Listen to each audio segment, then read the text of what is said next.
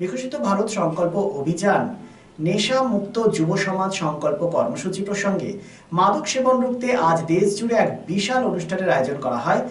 প্রধানমন্ত্রী নরেন্দ্র মোদী ভার্চুয়াল বার্তা দেন সেখানে। এ বিষয়ে কি বলেছেন পশ্চিম বর্ধমান বিজেপি জেলা সভাপতি দেবতনু ভট্টাচার্য, শুনব।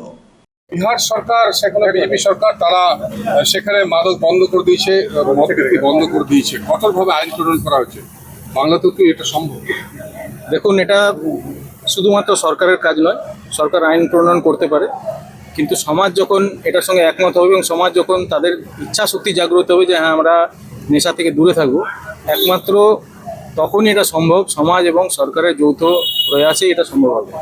তো সরকারের কাজ করবে, যেহেতু বিহারে করেছে, আগামী দিনে আমাদের সরকারও সেই লাইনে যাতে চিন্তা করে, আমরাও সরকারকে সেই ব্যাপারে পরামর্শ দেব। প্রধানমন্ত্রীর আহ্বানকে সামনে রেখে যুব সমাজের প্রতি আপনার বার্তাটা কি?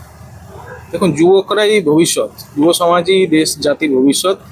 সেই জন্যে প্রধানমন্ত্রী আমাদেরকে যে স্বপ্নটা দেখাচ্ছে 2047 সালে বিকশিত ভারত, শ্রেষ্ঠ ভারত, সেটাকে যদি বাস্তবায়িত করতে হয়, ভারতবর্ষকে যদি পৃথিবীর মধ্যে সর্বশ্রেষ্ঠ আসনে প্রতিষ্ঠিত করতে হয়, তাহলে যুব সমাজের মধ্যে এই নেশা থেকে দূরে থাকার একটা মেসেজ, এটা সব জায়গায় যেতে হবে। এবং যুব সমাজকে সংকল্প করতে হবে যাতে আমাদের বিবেককে, আমাদের চেতনাকে নেশা আচ্ছন্ন করে না রাখতে পারে।